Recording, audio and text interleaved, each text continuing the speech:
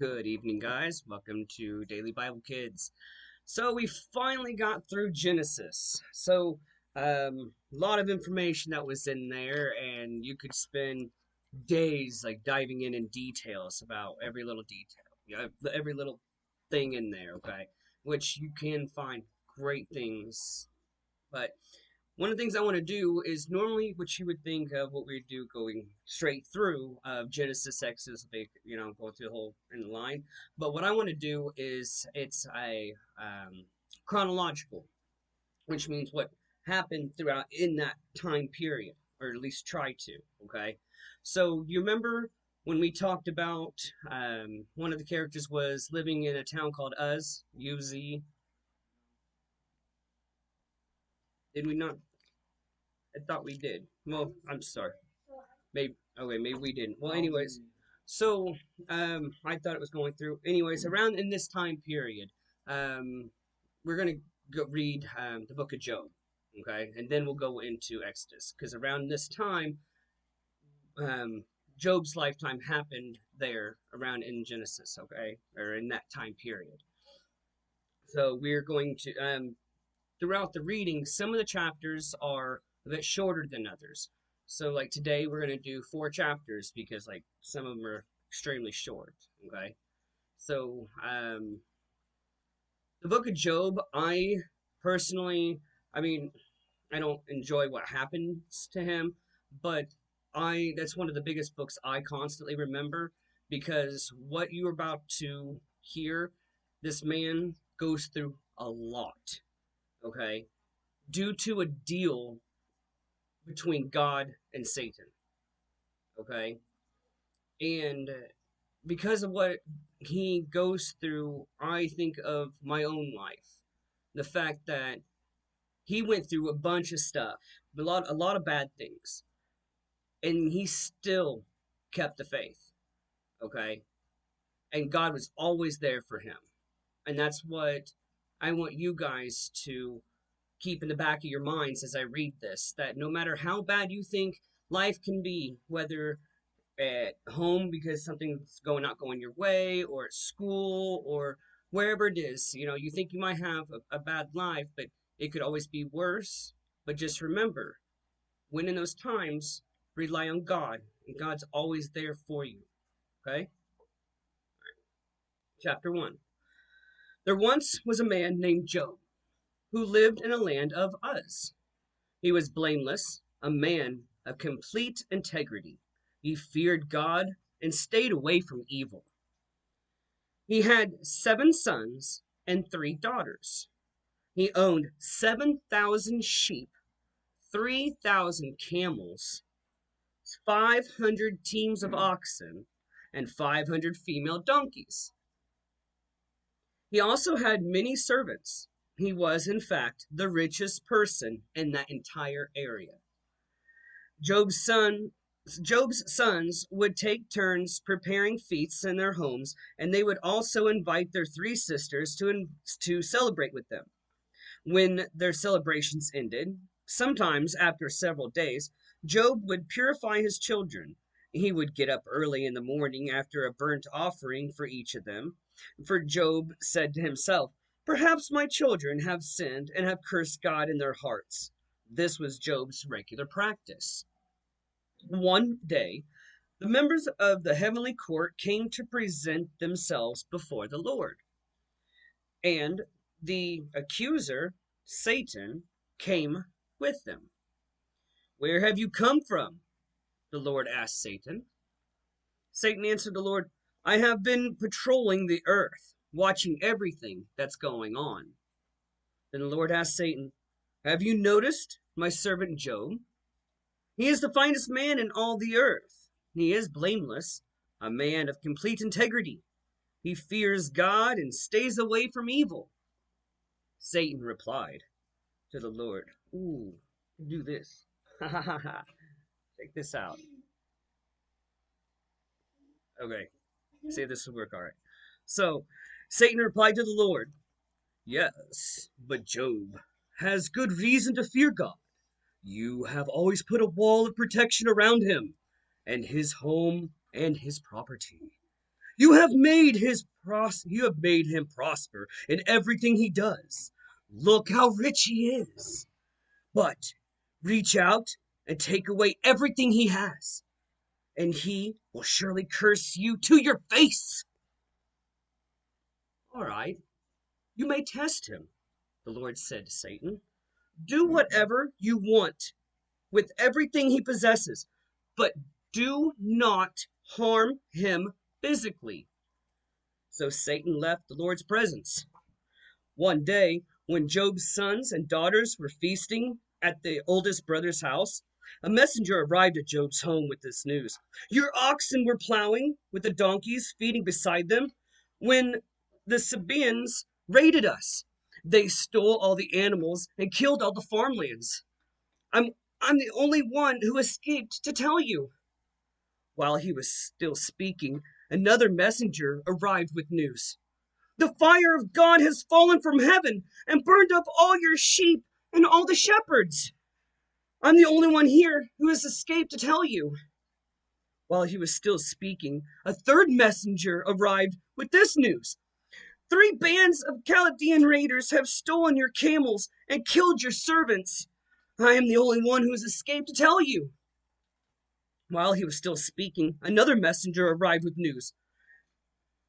Your sons and daughters were feasting in their oldest brother's home when suddenly a powerful wind swept in from the wilderness and hit the house on all sides. The house collapsed and all your children are dead. I am the only one who has escaped to tell you. Job stood up and tore his robe in grief. Then he shaved his head and fell to the ground to worship. He said, I came naked from my mother's womb, and I will be naked when I leave. The Lord gave me what I had, and the Lord has taken it away. Praise the name of the Lord. In all of this, Job did not sin by blaming God. Any questions on that chapter? Chapter 2. One day, the members of the heavenly court came again, presenting themselves before the Lord, and the accuser Satan came with them. Where have you come from? The Lord asked Satan. The Satan answered, I have been patrolling the earth, watching everything that's going on. Then the Lord asked Satan, have you noticed my servant Job? He is the finest man in all the earth. He is blameless, a man of complete integrity. He fears God and stays away from evil. And he has maintained his integrity, even though you urged me to harm him without cause. Satan replied to the Lord, skin for skin.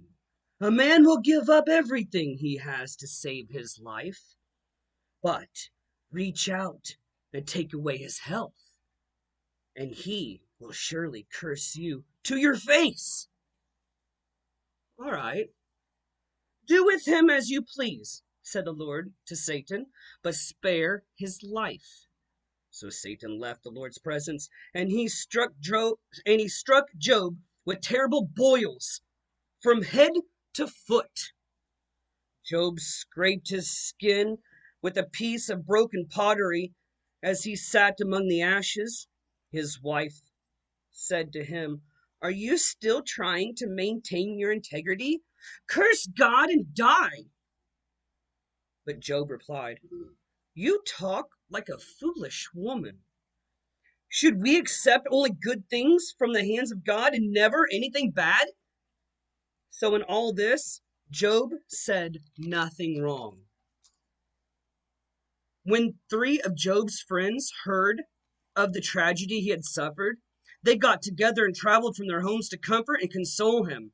Their names was Eliphaz the Temanite, Bildad the Shuhite, and Zophar the Naamathite. When they saw Job from a distance, they scarcely recognized him. Wailing loudly, they tore their robes and threw dust all over the air, all over their heads to show their grief. Then they sat on the ground with him for 7 days and nights. No one said a word to Job, for they saw that his suffering was too great for words. Questions on that chapter?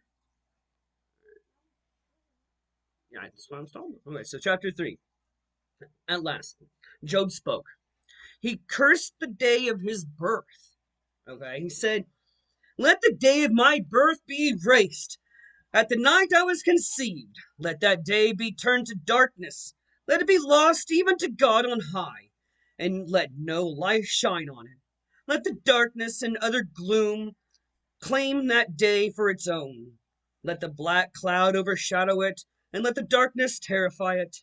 Let the night be blotted off the calendar, never again to be counted among the days of the year, never again to appear among the months. Let that night be childless, let it have no joy. Let those who are experts at cursing, who cursing could rouse Leviathans, curse that day. Let the morning star remain dark. Let it hope for light, but in vain. May it never see the morning light. Curse that day for wailing to shut my mother's womb, for letting me be born to see all this trouble. Why wasn't I born dead?